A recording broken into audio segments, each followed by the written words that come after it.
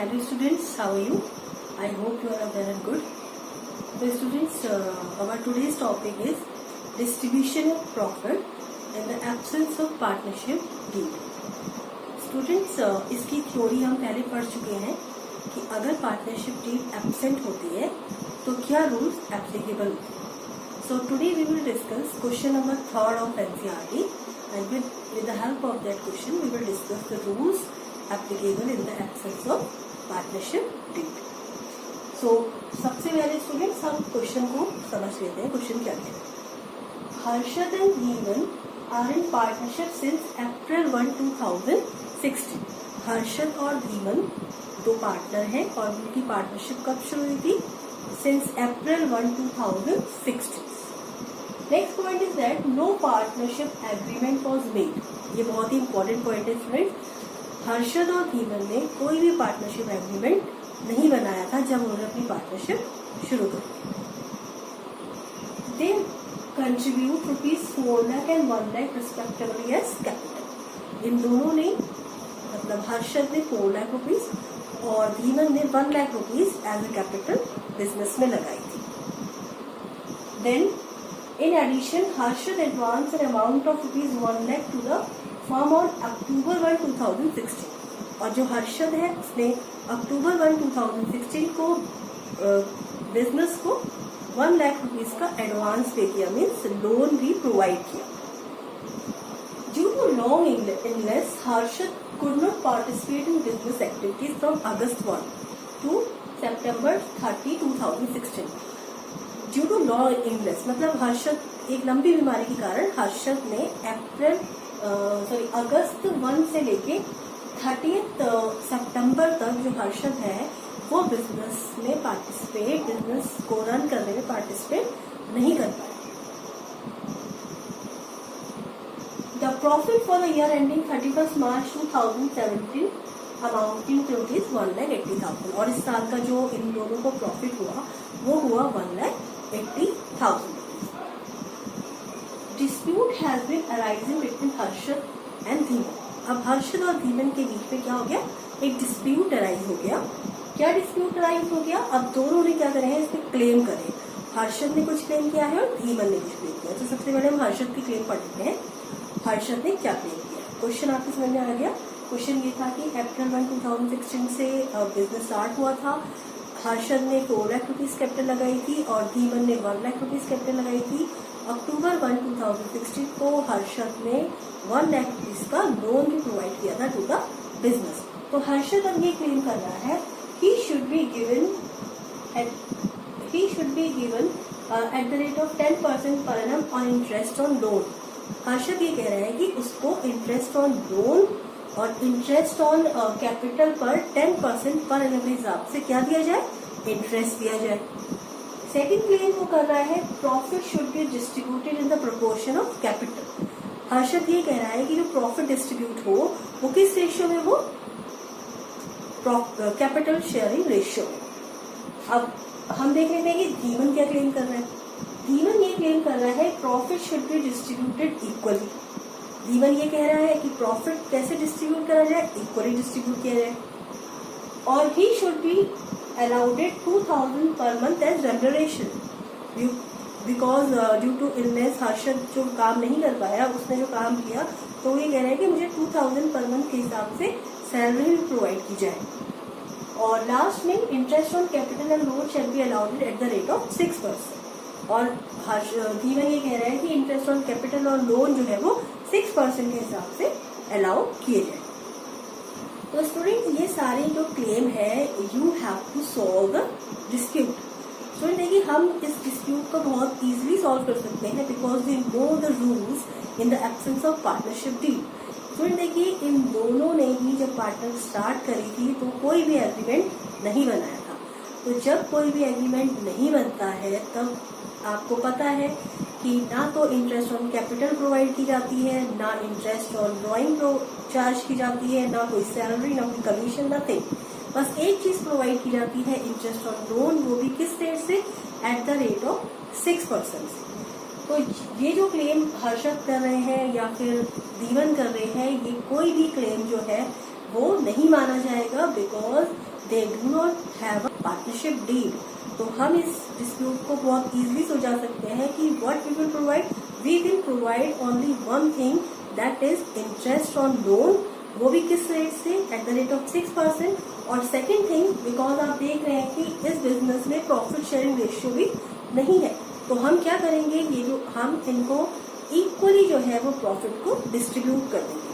देखिए धीमन हर्षद ने 1 लाख रुपीज का लोन दे रखा है बिजनेस को, तो डेफिनेटली हर्षद ने जो लोन दे रखा है उस पर उसे 6% के हिसाब से मिलेगा, ना कि जो वो क्लेम कर रहा है 10% के हिसाब से. स्टूडेंट्स देखिए, एक बात हमें और कंसिडर करनी पड़ेगी यहाँ पर कि ये जो इंटरेस्ट और लोन होता है स्टूडेंट्स का, देखिए आप देख रहे हैं कि पार्टनरशिप डीड नहीं है, फिर भी हम इंटरेस्ट और लोन जो है वो हर्षद को प्रोवाइड कर रहे हैं. व्हाट डज इट मीन कि interest on loan is a charge, it is not an appropriation. कि मतलब हमें उसे प्रोवाइड करना ही है, चाहे पार्टनरशिप डीड में लिखा हो या ना लिखा हो. It means it is a charge. और स्टूडेंट्स जो चार्ज होता है उसको हम कहाँ शो करते हैं, उसको हम पीएनएल अकाउंट में शो करते हैं, ना कि PNL appropriation account. So we will show the interest on loan in PNL account. So we have to make, firstly we have to make P&L account and then P&L appropriation account. So सबसे पहले हम P&L account बना लेते हैं, P&L account. Format बना लेते हैं इसका, particular amount, particular amount. तो स्टूडेंट्स हम ये मान के चलते हैं कि हमारा जो प्रॉफिट है इस साल कितने का है, because it is given in the question 1,80,000 का. तो हम यहाँ पर डाल देते हैं by PNL, by profit, by profit 1,80,000 rupees. Okay, now what we have to do, we have to calculate interest on loan. तो इंटरेस्ट ऑन लोन निकालते हैं, इंटरेस्ट ऑन लोन. स्टूडेंट देखिए, जो हर्षद है उसने जो इंटरेस्ट प्रोवाइड किया है बिजनेस को, वो कब किया है, वो किया है अक्टूबर 1, 2016 को वो लोन प्रोवाइड किया है. इसका मतलब उसने 6 महीने के लिए ही जो बिजनेस को है वो लोन प्रोवाइड किया है. तो जो उसे इंटरेस्ट मिलेगा वो भी कितने मंथ का मिलेगा, 6 मंथ का मिलेगा, ना कि फुल ईयर का. रेट आपको पता है क्या रहती है, 6%. तो we will calculate it 1 lakh का 6% और 6 months because the loan is given after 6 months.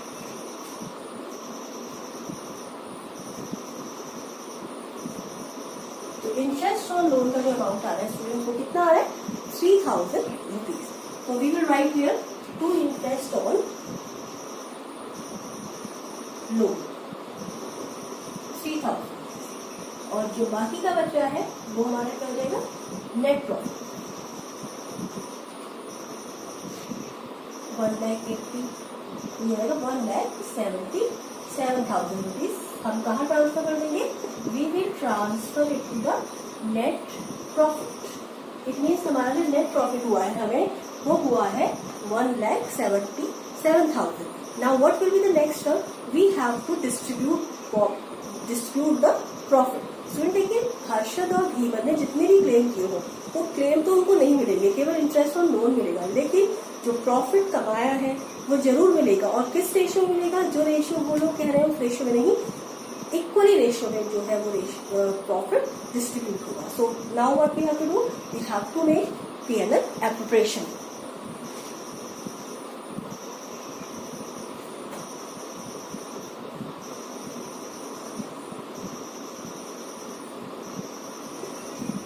We will make the format of it. Particular amount,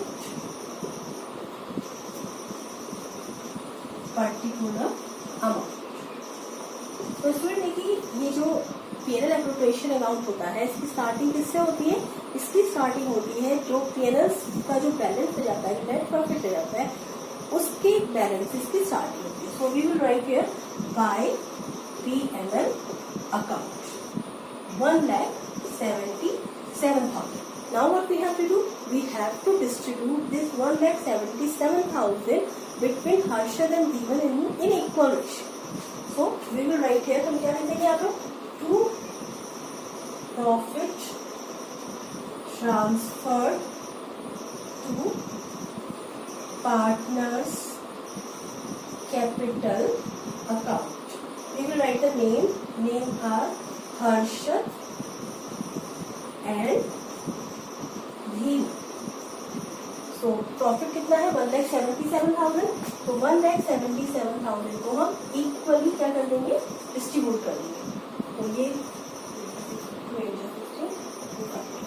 so 88,500 Dhiman will get, sorry, Harshad will get, and 88,500 Dhiman will get. Both will get equal profit because they do not have any partnership deed.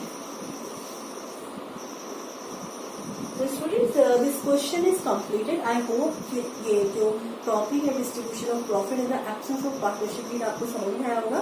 फिर से मैं आपको बता देती हूँ कि एक बार समझ इसकी, अगर पार्टनरशिप डीड नहीं होती है तो केवल आपको दो चीजें प्रोवाइड करनी होती है. एक होता है interest on loan, that is at the rate of 6%, और जो प्रॉफिट डिस्ट्रीब्यूट होता है स्टूडेंट्स को equal. Thank you for watching the video.